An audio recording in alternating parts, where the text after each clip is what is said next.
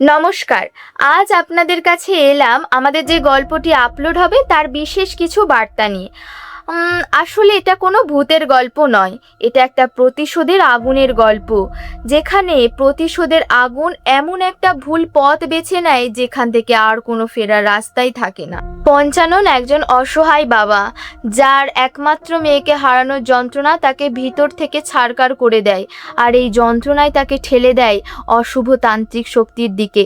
সে ভাবে বুঝি প্রতিশোধ নিলেই শান্তি পাওয়া যাবে, কিন্তু সে এটা জানে না যে এটা শুধু শত্রুকেই নয়, তার চারপাশের সব কিছু পুড়িয়ে ছারখার করে দিতে পারে।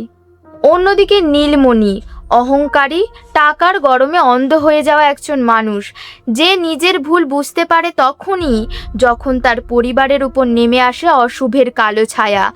তার নিরপরাধ স্ত্রী সুভদ্রা হয়ে ওঠে এই অভিশাপের সবচেয়ে বড় শিকার।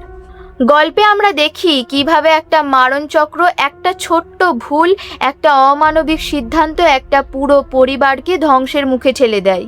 তারানাথ যখন এই ঘটনার মধ্যে ঢোকেন, তখন তিনি শুধু একটা প্রেতাত্মার সঙ্গেই লড়াই করেন না, তিনি লড়াই করেন মানুষের পাপ, অহংকার আর প্রতিশোধের সঙ্গে।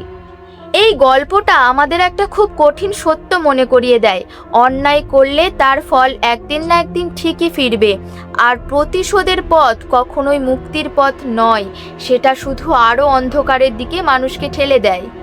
এই গল্পে ভয় আছে, রহস্য আছে, কিন্তু তার থেকেও বড় একটা সত্য আছে, যা শুনলে হয়তো আপনাদেরও গা ছমছম করে উঠতে পারে। তাহলে শুনছেন তো আমাদের আজকের গল্প? আসছে নরপিশাচের অভিশাপ, শুধুমাত্র তন্ত্রতত্ত্ব ইউটিউব চ্যানেলে ঠিক রাত 9টায়। আপনারা থাকছেন তো?